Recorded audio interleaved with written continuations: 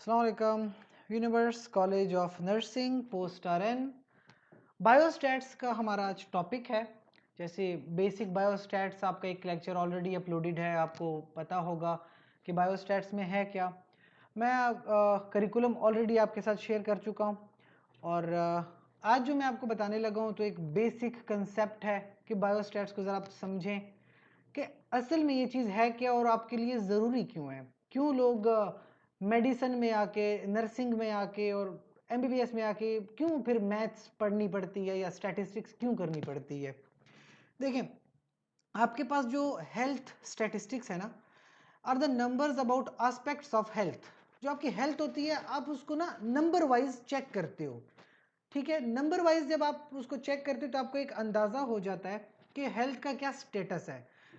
अब स्टेटिस्टिक्स हो सकती है बर्थ के, कि एक साल में कितने बच्चे पैदा हुए, एक साल में कितनी डेथ्स हुई, अमवात हुई, मैरिड कितने हैं, डाइवोर्सेस कितनी है। इन सबको वाइटल स्टेटिस्टिक्स कहते हैं। जिंदगी की अहम स्टेटिस्टिक्स हैं ये।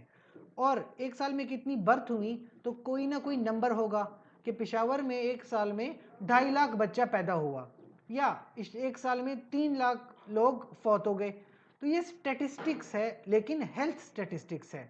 ये सारा हेल्थ से रिलेटेड है। रिसर्चर्स जो होते हैं वो स्टैटिस्टिक्स को यूज करते हैं to see the patterns of disease in group of people.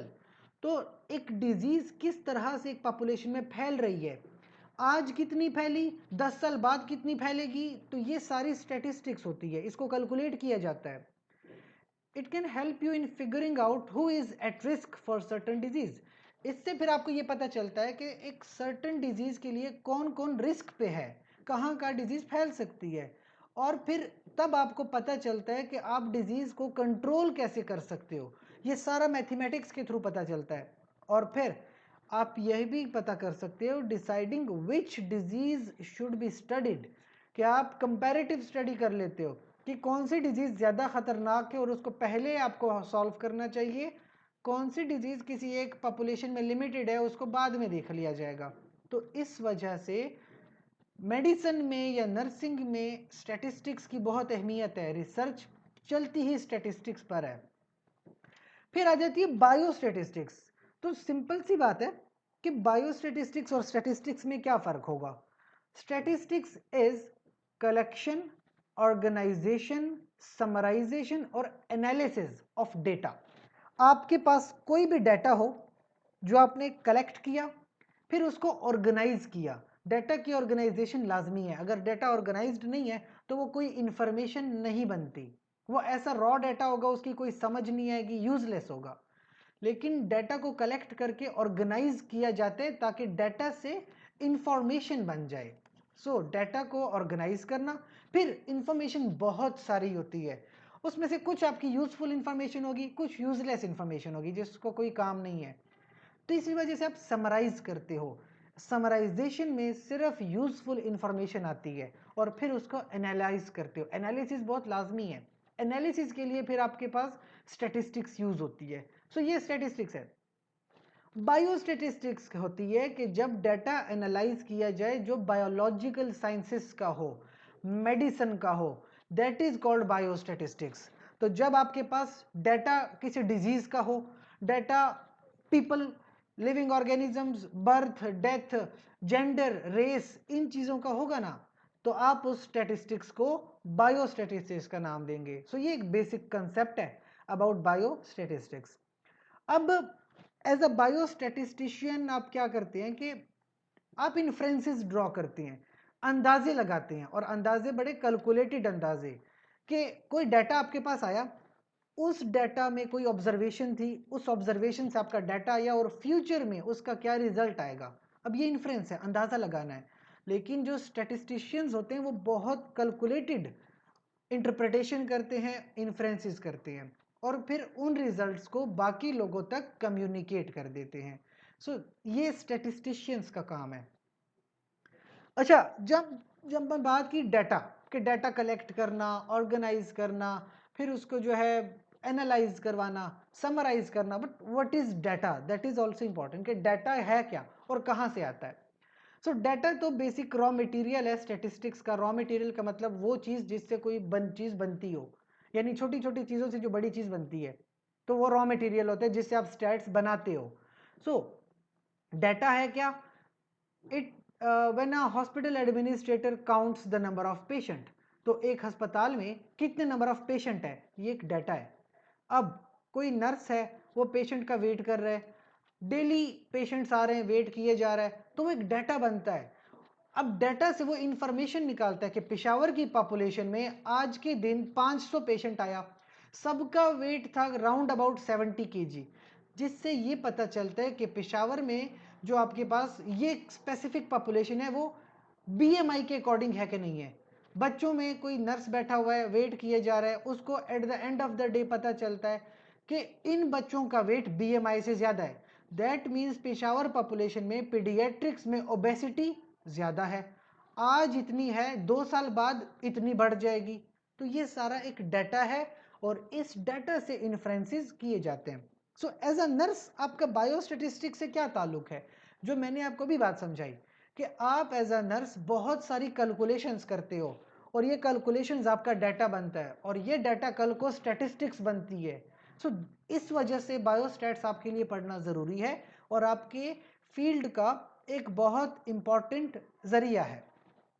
Then we have the sources of data कि ये डाटा आपका आता कहाँ से। पहली बात, routinely kept records, every day आप डाटा ले रहे हो, वो आपका एक रूटीनली केप्ट रिकॉर्ड है। फिर आपको पब्लिश्ड सोर्सेज मिलते हैं, डाटा एक्सटर्नल सोर्सेज, आपके अस्पताल का हिस्सा नहीं है। पब्लिश्ड रिपोर्ट है, अवेलेबल कमर्शियली अवेलेबल होता है, डाटा बैंक्स होते हैं, डाटा बिकता है, बहुत महंगा डाटा बिकता है, कमर्शियली अवेलेबल है, आप खरीदते हो और ये करोड़ों रुपए का खरीदा जाता है डाटा। और एक और काम, रिसर्च लिटरेचर, कि आप रिसर्च करें और रिसर्च से डाटा निकालें। फिर तीसरा काम है सर्वे करना, सर्वे किया जाता है, क्वेश्चनायर्स बनते हैं, पॉपुलेशन के साथ डायरेक्ट, पेशेंट के साथ डायरेक्ट कम्युनिकेट करके आप इंफॉर्मेशन लेते हो, ये एक सर्वे स्टडी है। और चौथा होता है एक्सपेरिमेंट, कि आप एक्सपेरिमेंट्स के जरिए डाटा निकालते हो। सो डाटा के 4 सोर्सेज हैं, रूटीनली केप्ट रिकॉर्ड्स जो डेली आपका अस्पताल का काम है, एक्सटर्नल सोर्स जो पब्लिश्ड रिपोर्ट्स, इंटरनेट पे जाके लिटरेचर देखना, सर्वे कंडक्ट करवाना, तीसरा काम पेशेंट से डायरेक्ट मुखातिब होना, उससे डाटा निकालना, एक्सपेरिमेंटेशन करवाना। तो 4 सोर्सेज से डाटा आता है आपके पास और ये आपका डेली का काम है। अब वैसे तो डेली बहुत सारा डाटा आपको मिलता है, लेकिन इस डाटा को हम 2 चीज़ों में डिवाइड कर सकते हैं, एक होता है क्वालिटेटिव डाटा, एक होता है क्वांटिटेटिव डाटा। सादा सी मिसाल दूंगा, आपके पास एक दिन में 100 पेशेंट आए, 100 में से 70 फीमेल थी और 30 मेल थे। सो ये क्या है, जेंडर बताया जा रहा है, कितने मेल हैं कितनी फीमेल हैं। तो मेल्स और females, that is a qualitative data, gender का पता चल रहा है। अच्छा, किन को कौन सी डिजीज है, बाकियों को कौन सी डिजीज है, एक क्वालिटेटिव डाटा है। क्वांटिटेटिव डाटा कौन सा है, 100 पेशेंट आया, क्वांटिटेटिव है, 70 इतने थे, 30 उतने थे, जहां नंबर्स आ जाते हैं ना, वो क्वांटिटेटिव होता है, जो काउंट किए जा सके। तो qualitative is non numeric data, male female वगैरह ये नॉन न्यूमेरिक है, पठान है, पंजाबी है, बलोच है, ये नॉन न्यूमेरिक डाटा है। फिर आता है कैटेगोरिकल, ये भी क्वालिटेटिव है, कैटेगरीज बन जाती हैं, कौन से कैटेगरी का पेशेंट है। डिस्क्रीट होता है, क्वालिटेटिव डाटा फिक्स्ड होता है, उसमें कोई डेसिमल पॉइंट नहीं लगता कि 5.5 3.75 ऐसा कुछ नहीं होता, एक फिक्स्ड होता है ये डाटा। और जेंडर, रेस, एथनिसिटी, ये सारा डाटा जो आपके पास आता है ना, ये क्वालिटेटिव डाटा है। क्वांटिटेटिव डाटा क्या होता है, जहां पे नंबर्स आ जाए, न्यूमेरिकल डाटा, जो डिस्क्रीट भी हो सकता है, कॉन्टिन्यूस भी हो सकता है, ठीक है। एज, उम्र आ गई, बॉडी टेम्परेचर आ गया, ब्लड प्रेशर आ गया, इसकी यूनिट्स होते हैं। जैसे उम्र है, उम्र किसकी हो सकती है 60 साल, किसी की हो सकती है 60.5, यानी आपके पास क्या है 60.5, 60 साल और 6 महीने, सर 60.5 साल का मतलब 60 साल 6 महीने। पॉइंट्स आगे, हाइट है, हाइट हो गई 5'10", 5'11", 6'2", ये सारी क्या है, ये क्वांटिटेटिव है और ये डिस्क्रीट नहीं है, ये कॉन्टिन्यूस है। आप कह दो एज है 10 ईयर्स, ये डिस्क्रीट है, 6.2 कॉन्टिन्यूस है। और इसके अपने यूनिट्स होते हैं, ठीक है, तो क्वांटिटेटिव डाटा नंबर्स है, क्वालिटेटिव डाटा जेंडर हो गया, रेस वगैरह हो गई। इसमें जो दो चीजें आती हैं डिस्क्रीट और कॉन्टिन्यूस, ये क्या है? डिस्क्रीट होते हैं ऑर्डर, ऑर्डिनल और नॉमिनल। मैरिटल स्टेटस है तो या तो वो मैरिड है या अनमैरिड है, कोई बीच में बात नहीं होती, कोई पॉइंट्स नहीं आते। ब्लड टाइप है, या ए ब्लड ग्रुप है, या बी है, या ए बी है, डिस्क्रीट है, सीधा सीधा। बच्चे कितने हैं? 5 बच्चे, 6 बच्चे, कोई ऐसा नहीं कह सकता कि मेरे 6.5 बच्चे हैं, ऐसा कुछ होता ही नहीं है। तो ये डिस्क्रीट है। डिजीज है या डिजीज नहीं है, कौन सी ग्रेड के, लो है, मीडियम है, हाई है, कौन सी ग्रेड की डिजीज है, that is a discrete data. Continuous data होता है, एक नंबर ऑफ वैल्यूज होती हैं, इनफाइनाइट हो सकते हैं। हाइट है, हाइट हो सकती है किसी की 6.1 होगी, किसी की 6.15 होगी, किसी की 6.2 होगी, 6.21 होगी, 6.3 होगी, 5.9 होगी। तो हाइट कुछ भी हो सकती है, कुछ भी। वेट है, वेट बहुत वेरी करता है सर, 66.5 ये वेट है, अब 66.9 वेट है। तो हार्ट रेट है, हार्ट रेट भी बहुत वेरी करता है। ये कॉन्टिन्यूस डाटा होता है। अब आपके में देखें क्वांटिटेटिव और क्वालिटेटिव में मजीद अगर आप फर्क देखें तो क्वांटिटेटिव कंटिन्यूस देख लें तो blood pressure, height, weight, age. Quantitative अगर डिस्क्रीट देखें तो नंबर ऑफ चिल्ड्रन, ये क्या है, ये आपके पास डिस्क्रीट है। Number of attacks, asthma per week, इस तरह ये डिस्क्रीट डाटा, यानी नंबर ऑफ चिल्ड्रन 5 हैं, 6 हैं, 3 हैं, इस तरह। ऐसा नहीं कह सकते कि नंबर ऑफ चिल्ड्रन है जी 5.12, नो, ऐसा होता ही नहीं है। तो क्वांटिटेटिव हमेशा डिस्क्रीट हो सकता है। कंटिन्यूस, उसमें पॉइंट्स डेसिमल आ सकता है कि आपके पास हाइट है 6.32, बिल्कुल ठीक है, ये कॉन्टिन्यूस है। Qualitative data could be ordinal और it could be nominal. Nominal का मतलब सेक्स है, मेल है या फीमेल है, और कोई इसमें बीच में ऑर्डर नहीं आता। जिंदा है या डेड है, ब्लड ग्रुप ओ है, ए बी वगैरह, ऐसा नॉमिनल है, कोई ऑर्डर नहीं है। ऑर्डर कैसे होता है? जैसे ग्रेड्स ऑफ ब्रेस्ट कैंसर है, लेवल 1 का breast cancer, stage 1, stage 2, stage 3, तो ये ऑर्डर्स हैं। कम, आधा, ज्यादा, बेटर, सेम, वर्स, डिसएग्री करते हो, न्यूट्रल रहते हो, एग्री करते हो, ये ऑर्डर है। यहां पे ऑर्डर आ गया। अब डाटा तो आपके पास चले आ गया, चाहे क्वालिटेटिव डाटा था या क्वांटिटेटिव डाटा था, डाटा तो आपके पास आ गया। अब आपने उस डाटा को प्रेजेंट करना है, ऑर्गेनाइज करना है और प्रेजेंट करना है। सबसे पहले मैं बता दूं डाटा को ऑर्गेनाइज क्यों करना है, क्योंकि ऑर्गेनाइज्ड डाटा होगा तो उससे बनती है इंफॉर्मेशन। इंफॉर्मेशन नहीं बनेगी ना तो डाटा को कोई फायदा नहीं है। इंफॉर्मेशन तो बन गई, अब उसको प्रेजेंट कैसे करना है, दैट इज वेरी इंपॉर्टेंट। कि डाटा आ गया, अब उसको प्रेजेंट करना है। सबसे पहले क्या करते हैं कि understand different ways of summarising the data. Data information summarise करनी होती है। प्रेजेंट करने के लिए टेबल इस्तेमाल किया जा सकता है, ग्राफ इस्तेमाल किया जा सकता है, ताकि ऑडियंस को आपकी इंफॉर्मेशन समझ आए। ग्राफ इस्तेमाल करेंगे ना तो सेल्फ एक्सप्लेनेटरी होना चाहिए। ऐसा ग्राफ यूज करो कि वो खुद समझ में आए कि डाटा क्या कह रहा है।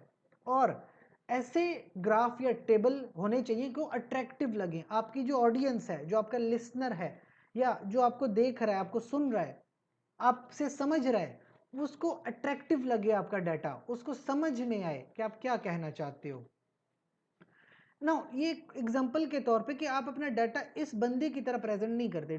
ये बंदा अगर आप देख लें तो कितना डिसऑर्गेनाइज्ड है, बाल उसके देख लें आप, अच्छा वो कप उसका मग आधा नीचे बह रहा है, पेट उसका देखें आधा दिखाई दे रहा है, उसके बाल बाहर आ रहे हैं, तो बड़ा ही डिसऑर्गेनाइज्ड सा बंदा है। इस तरह से प्रेजेंट नहीं किया जाता डाटा। अब ये एक डाटा है, बड़ा यूजफुल डाटा होगा, बहुत ही यूजफुल, लेकिन इस डाटा में है क्या, आपको या मुझे कुछ नहीं पता चल रहा कि किस चीज का डाटा है। ठीक है ना, कितना नॉन ऑर्गेनाइज्ड है। अब ये देख लें, ये अगर आपके पास कुछ बार्स है, कुछ ग्राफ बने हुए हैं, समझ कोई नहीं लग रही कि ये ग्रीन बार क्या बता रहा है, ब्लू बार क्या बता रहा है, साइडों पे क्या चीज लिखी हुई है, कुछ समझ में नहीं आ रहा कि किस चीज का डाटा है। लेकिन अगर आप इसको देख लें, यूज ऑफ ITNs इन ज़ैम्बिया, एक प्रॉपर हेडिंग है। ITN क्या होता है? जो नेट्स लगाए जाते हैं, ठीक है, जो आपके पास इंसेक्ट्स होते हैं, इंसेक्ट्स के खिलाफ आप नेट्स लगाते हो, जैसे मच्छरदानी वगैरह, और उससे बचने के लिए तो आप नेट्स लगाते हो। ज़ाम्बिया में कोई इंसेक्टिसाइड्स के नेट यूज हुए, ठीक है। अब ये तो हेडिंग होगी, एक समझ में आ गया कि सामने वाला ग्राफ है कुछ नेट्स के बारे में बता रहा है। अब ये कुछ उसकी डेमोग्राफीज हैं या कुछ मेजरमेंट्स हैं, पैरामीटर दिया हुआ। एक पैरामीटर है बच्चे जो 5 साल से छोटे हैं, एक पैरामीटर में खवातीन जो 15 से 49 साल के बीच में है। जो बच्चे नेट्स के अंदर 2007 जिन्होंने यूज़ किया 2007 में, वो उनकी वैल्यूज़ हैं। जिन्होंने 2001 से 2002 में यूज़ किया उनकी कुछ वैल्यूज़ हैं। मकसद क्या है, ये जो आपके पास डाटा की प्रेजेंटेशन है ये खुद अपने आप को एक्सप्लेन करता है कि मैं किस चीज़ के बारे में हूँ। 2007 में क्या रेशो थी, 2001 2002 में क्या रेशो थी, बच्चों में क्या रेशो थी, खवातीन में क्या रेशो थी, खवातीन की उम्र कितनी थी, बच्चों की उम्र कितनी थी, सब कुछ एक्सप्लेन हो रहा है। इस तरह एक डाटा को खूबसूरत तरीके से एक्सप्लेन किया जाता है, ना कि जो इससे पहले आपने डायग्राम्स देखी और ग्राफ देखे, कोई समझ नहीं आ रही कि क्या है। यहां पे आपको पता चल रहा है कि एक डाटा है। तो पॉइंट ये है कि इफेक्टिव प्रेजेंटेशन के लिए डाटा क्लियर होना चाहिए, साफ साफ, कंसाइज, टू द पॉइंट होना चाहिए, एक्सेसिव या नॉन यूजफुल इंफॉर्मेशन नहीं लिखनी चाहिए, एक्शनेबल हो, ऐसा डाटा हो, ऐसी इंफॉर्मेशन प्रेजेंट करो जिससे कोई एक्शन निकले, जिसका कोई काम निकले, जिसमें कोई काम किया गया और अट्रैक्टिव हो। कोई बोरिंग डाटा होगा तो आपके डाटा को कोई देखेगा भी नहीं। अट्रैक्टिव डेटा बनाएं, खूबसूरत तरीके से एक्सप्लेन करें, ग्राफ बनाएं तो खूबसूरत बनाएं, टेबल बनाएं तो प्यारा बनाएं। कंटेंट क्या होता है, आप अपना डाटा जो आपके पास है प्रेजेंट करना चाहोगे तो टेबल बना लो या फ्रीक्वेंसी बना लो, फ्रीक्वेंसी पॉलीगॉन बना सकते हो, कम्युलेटिव फ्रीक्वेंसी निकालो, बार ग्राफ, हिस्टोग्राम्स, ये मुख्तलिफ तरह से आप अपना डाटा प्रेजेंट कर सकते हो। मैं आपको एक एक अलग अलग समझाता हूँ। जैसे समराइज करना होता है ना डाटा, तो या टेबल बना सकते हो, ये चार्ट्स और ग्राफ बना सकते हो। टेबल सबसे सिंपलेस्ट वे है डाटा को समराइज करने का, सबसे आसान तरीका। और टेबल जो होता है वो टेबल एब्सोलूट नंबर्स और परसेंटेजेस पे होता है, एब्सोलूट नंबर्स हैं, इसमें कोई मुश्किल नहीं आती, कोई कुछ नहीं आता। चार्ट्स और ग्राफ जो हैं विजुअल रिप्रेजेंटेशन करते हैं, वहां पे ना कोई ज्यादा चीजें लिखनी नहीं होती, वो बना के दिखाना होता है, खुद से बहुत खूबसूरत प्रेजेंटेशंस होती हैं। यूजुअली डाटा जो होता है ना वो परसेंटेजेस में आता है इन चार्ट्स और ग्राफ्स, लेकिन बहुत प्यारा करके आता है, बहुत अट्रैक्टिव होता है। Bar chart, histogram, line graph, pie chart, ये मुख्तलिफ तरीके हैं डाटा को विजुअली रिप्रेजेंट करने के। तो चाहे टेबल बना लो, चाहे विजुअली डाटा रिप्रेजेंट करवा दो। जैसे कि ये एक टेबल है, टेबल बनाने का तरीका है, खामा टेबल ऐसे नहीं बना देते। टेबल बनाने का तरीका ये है कि सबसे पहले तो नंबर्स होने चाहिए, कि टेबल नंबर 1 है, टेबल नंबर 2 है, टेबल नंबर 12 है, टेबल नंबर 20 है। नंबर होना चाहिए टेबल का कि कौन से नंबर का टेबल है, पहला है, दूसरा है, तीसरा है। फिर टेबल के ऊपर टाइटल, जैसे ये टाइटल है population of cities in Pakistan, एक टाइटल है, होना चाहिए। हेडिंग्स ऑफ कॉलम्स एंड रोज, अब आपके पास एक रो है, रो, या आपके पास कॉलम है, तो हेडिंग होनी चाहिए कि ये क्या शो करता है और ये क्या शो करता है। अब data presented according to importance and size, आप प्रॉपर तरीके से लिखें। अगर आपके पास साइज है ना, तो सबसे बड़ा शहर जो है, तो सबसे बड़ा शहर फर्ज करें कराची है, तो सबसे पहले कराची लिखें। और फर्ज कीजिए कि सबसे छोटा शहर आप कह रहे हैं इस्लामाबाद है, फर्ज कीजिए, तो सबसे छोटा शहर अगर इस्लामाबाद है तो आप इस्लामाबाद सबसे आखिर में लिखिए, बीच में लिख दीजिए मुल्तान आ गया, यहाँ पे पिशावर आ जाएगा। तो प्रॉपर तरीके से इंपॉर्टेंस और साइज के अकॉर्डिंग अपना डाटा अरेंज करें, पॉपुलेशन भी उसके हिसाब से अरेंज होगी, तब जाके आपका डाटा खुद अपने आप को बताएगा कि मैं क्या कहना चाहता हूँ। मिक्स करके लिख दोगे ना, कोई उसका मतलब नहीं बनेगा, बड़ी मुश्किल हो जाएगी उसको समझने में। फिर वर्टिकल अरेंजमेंट बेटर है एज कंपेयर टू हॉरिजेंटल, जैसे वर्टिकली ये डाटा है तो वर्टिकली इंसान ज़्यादा आसानी से समझ जाता है। और फुट नोट लाजमी होना चाहिए, जैसे ये सेंसस 1999 का है, तो फुट नोट लाजमी होना चाहिए कि रेफरेंस के तौर पे पता चले कि आपका डाटा बेसिकली क्या रेफरेंस है उसका। एक और एग्जांपल देख लें, अब ये देखें, percent contribution of reported malaria cases by the year 2002-2007 in Kenya. अब आपका टाइटल ही बताता है, आपका टाइटल, कि ये बेसिकली किस चीज़ का डाटा है। मलेरिया के केसेस हैं 2000 से 2007 में और मुल्क है कीनिया के अंदर। अब ये देख लें, जो आपके पास कॉलम है, कॉलम के ऊपर हेडिंग प्रॉपर दी गई है, परसेंटेज है तो परसेंटेज की हेडिंग दी गई है और बहुत तरतीब के साथ बिल्कुल अरेंजमेंट में आपके पास लिखे हुए हैं सब कुछ। और आखिर में फुट नोट डला हुआ है कि WHO का ये डाटा है, किसी ने खुद से नहीं लिख दिया। 2009 की रिपोर्ट है WHO की, वर्ल्ड हेल्थ ऑर्गेनाइजेशन की, उसका ये डाटा है। So that was a table. आते हैं बार्स, चार्ट्स और ग्राफ के ऊपर। ग्राफ का भी टाइटल लाजमी होना चाहिए, और टाइटल में होता क्या है, हु, व्हाट, व्हेन, वेयर, ये चीज लाजमी होनी चाहिए आपके टाइटल में। मैं आपको समझाता हूँ एग्जाम्पल में कि कैसे।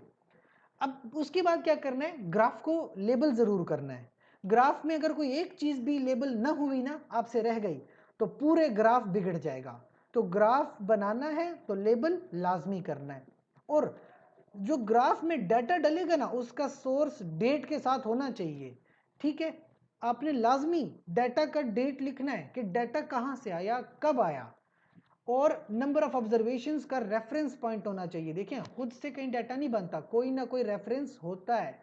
और फुट नोट लाजमी होना चाहिए, इंपॉर्टेंट इंफॉर्मेशन के लिए फुट नोट बना दें, क्योंकि ग्राफ के अंदर इंफॉर्मेशन नहीं लिखी जाती। ग्राफ के अंदर सिर्फ विजुअल रिप्रेजेंटेशन है, कोई परसेंटेज लिखी जाती है। फुट नोट में कोई ज़रूरी इंफॉर्मेशन है तो फुट नोट में नीचे लिखेंगे। फॉर एग्जाम्पल, ये आपके पास है ओनरशिप है of one net of ITN जो है, जो ट्रीटेड नेट्स हैं 2008 में। तो हाउस होल्ड ओनरशिप है, हर घर ने तकरीबन एक ना एक नेट रखा था 2008 के किसी केस में। तो ये ग्राफ बने हुए कि परसेंट के हिसाब से कि एक मुल्क है उसमें 56% है जो कोई भी नेट यूज किया किसी ने, और 38% में लिलिन का नेट यूज हुआ। फिर एक दूसरा कंट्री, तीसरा कंट्री, चौथा, पांचवा, इस तरह कंट्रीज के हिसाब से देखा गया कि कौन कौन से नेट्स लोगों ने इस्तेमाल किए। अब खुद से बताया जा रहा है। कोई फुट नोट है तो क्वार्टरली कंट्री समरीज 2008, ये बीच में नहीं लिखा गया, फुट नोट में लिख दिया गया। ये इंपॉर्टेंट इंफॉर्मेशन थी तो फुट नोट में। देखिए, प्रॉपरली लेबल्ड है और ये बहुत खूबसूरत बार चार्ट है। अच्छा, बार चार्ट को आप वर्टिकली देखिए, वर्टिकली बहुत प्यारा लग रहा है, हॉरिजेंटली भी बना सकते हो। स्टैक्ड बार चार्ट देखिए, हॉरिजेंटल है, और ये भी आपको एक प्रॉपर हेडिंग के साथ, प्रॉपर टाइटल के साथ बताया जा रहा है। ठीक है, और ईयर मेंशनड है, परसेंटेजेस मेंशनड है। फिर कलर के विजुअल रिप्रेजेंटेशन देखें, सबसे ज्यादा ब्लू है, ब्लू अलग से कलर है, ये अलग से कलर है, विजुअल रिप्रेजेंटेशन बताया जा रहा है। आपको ये ग्राफ्स याद करने की जरूरत नहीं है, यहां पे सिर्फ आपने समझना है कि डाटा किस तरह से प्रेजेंट किया जाता है। तो ये प्रेजेंटेशन आपको समझाई जा रही है। अच्छा, हिस्टोग्राम ये भी बार चार्ट की तरह होता है, लेकिन दोनों में थोड़ा फर्क है। हिस्टोग्राम बिल्कुल कंटिन्यूस होता है, बीच में गैप्स नहीं आते।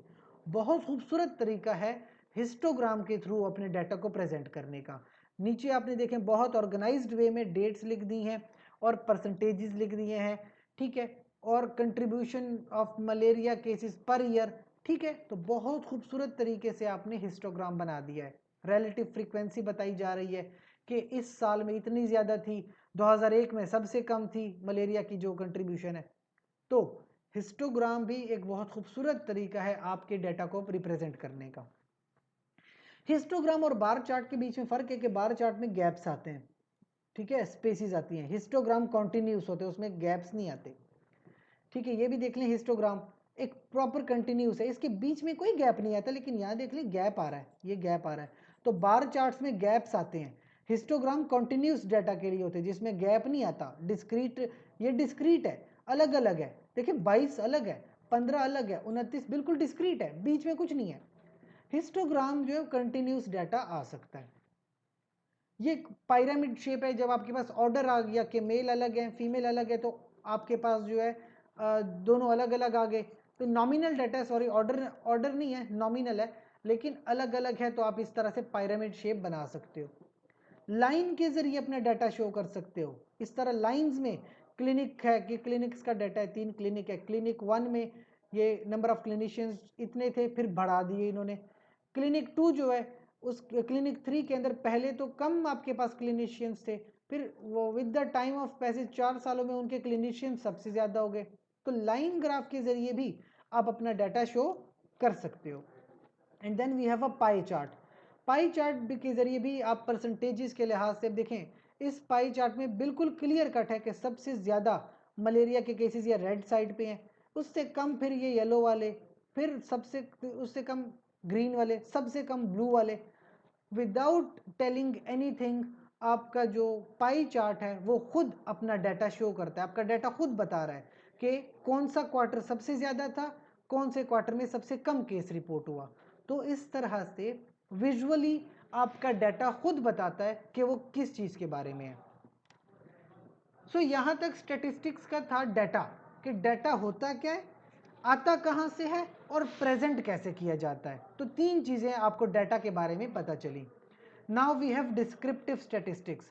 डाटा को थोड़ा डिस्क्राइब करना होता है। डिस्क्रिप्टिव स्टैटिस्टिक्स में दो चीज़ें मेन चीज़ हैं, एक है सेंट्रल टेंडेंसी, ये डिस्क्रिप्टिव स्टैटिस्टिक्स है, दूसरी है मेजर ऑफ डिस्पर्शन। ठीक है, तो ये दो अलग अलग चीज़ें हैं। डिस्क्रिप्टिव स्टैटिस्टिक्स तीन चीज़ों को बताता है, मीन, मीडियन, मॉड। ये आपके डाटा के हवाले से निकलती हैं। जो आपके पास डिस्पर्शन है उसमें वेरिएंस, स्टैंडर्ड डेविएशन, परसेंटाइल और रेंज, इन तमाम चीज़ों को हम अलग अलग डिस्क्राइब करेंगे। सबसे पहले आप ये देखें कि आपका जो डाटा है ना, वो यहाँ पे एक प्रेजेंट किया गया जो नॉर्मली डिस्ट्रीब्यूटेड है, जिसमें कोई स्किवनेस नहीं है, एक प्रॉपर बेल शेप बनी हुई है। तो इस तरह का डाटा होता है नॉर्मल डाटा, ये बिल्कुल नॉर्मल है, बिल्कुल प्रॉपरली डिस्ट्रीब्यूटेड। ये जो आपके पास डाटा ये नॉर्मल नहीं है, ये स्क्यूड है, इस तरह से स्क्यूनेस आई हुई है, और राइट साइड पे स्क्यूनेस है, दैट इज पॉजिटिव स्क्यूनेस। अगर लेफ्ट साइड पे स्क्यूड है, इस तरह से लेफ्ट साइड स्क्यूनेस है, तो ये नेगेटिव स्क्यूनेस कहलाती है। तो मीन मीडियन मॉड के लिए ये चीज़ ज़रूरी है। सबसे पहले बात करूंगा मीन की। मीन क्या होता है? It is the most commonly used measure of central tendency. Central tendency होती है कि आपका डाटा कहाँ पे है, मेन सेंटर क्या है आपके डाटा का, एक एवरेज क्या है। बड़ा आसान होता है कैलकुलेट करने का, और तमाम वैल्यूज इसमें यूज होती हैं। लेकिन एक बात याद रखें, मीन का एक नुकसान है, एक लिमिटेशन है, मीन्स की एक लिमिटेशन है, that is outliers. Mean is sensitive to the outliers, ये याद रखिए, आपके एमसीक्यू के लिहाज से बहुत इंपॉर्टेंट पॉइंट है कि मीन ये सेंसिटिव होता है आउटलायर्स के लिए, और ये अरिथमेटिक एवरेज होता है, मैथमेटिकल कैलकुलेशन है। क्या करते हो, sum of the terms divide by number of terms, ये एक फार्मूला है, मैं आपको समझाता हूँ। फर्ज कीजिए आपके डाटा है 2 2 3 4 5, ठीक है। या फर्ज करें बच्चे आते हैं स्कूल में, पॉकेट मनी है 20 रुपए, 20 रुपए, 30 रुपए, 40 रुपए और 50 रुपए, ये फर्ज करें बच्चों की पॉकेट मनी है एक स्कूल की। इसका मीन या इसकी एवरेज क्या आएगी? सबसे पहले आप इसको ऐड करो, ठीक है, जो ऊपर वाले हैं, 20 जमा 20 40, जमा 30 70, जमा 40 110, जमा 50 160। 160 है, इसको डिवाइड कर लें 1 2 3 4 5 5 पे, ठीक है।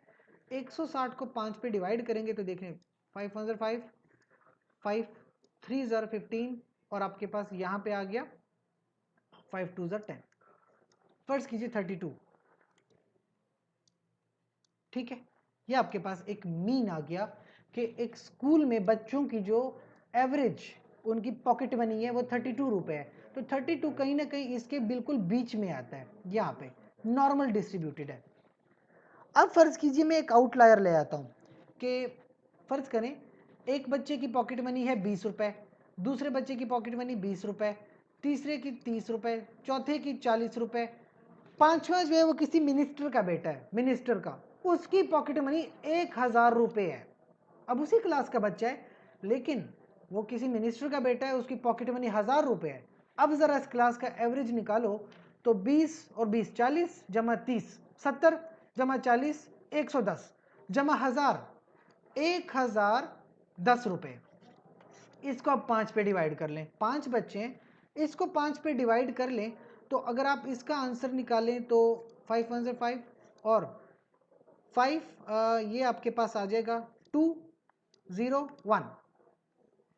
आपके पास एवरेज आ गया 201 रुपए। 201 रुपए का मतलब कि इस क्लास में हर बच्चे की पॉकेट मनी तकरीबन 201 रुपए है। जबकि अगर आप रियलिटी पे आ जाओ तो रियलिटी में सारे बच्चों की 20 और 30 और 40 रुपए है, 201 तक किसी की है ही नहीं। लेकिन एक बच्चे की वजह से पूरी क्लास का रिजल्ट खराब हो गया है। अब डेटा जो है वो आपका कुछ और है, रिजल्ट आपका कुछ और है। ऊपर आपने देखा कि 20 और 50 के बीच में 32 आ रहा था, तो आप कह सकते हो कि एवरेज 32 है, 32 से थोड़े कम, 32 से थोड़े ज्यादा। लेकिन जहां 201 है और जहां 20 है, ये बहुत बड़ा फर्क है। इसका मतलब क्या हुआ कि बाकी सब नॉर्मल है, ये 1000 वाला बीच में नॉर्मल नहीं है, ये आपके पास आउटलायर है, आउटलायर। तो आउटलायर्स की वजह से मीन खराब हो गया है। सो दैट्स हाउ हम कहते हैं कि जो मीन होता है ना, mean it is affected by the extreme values.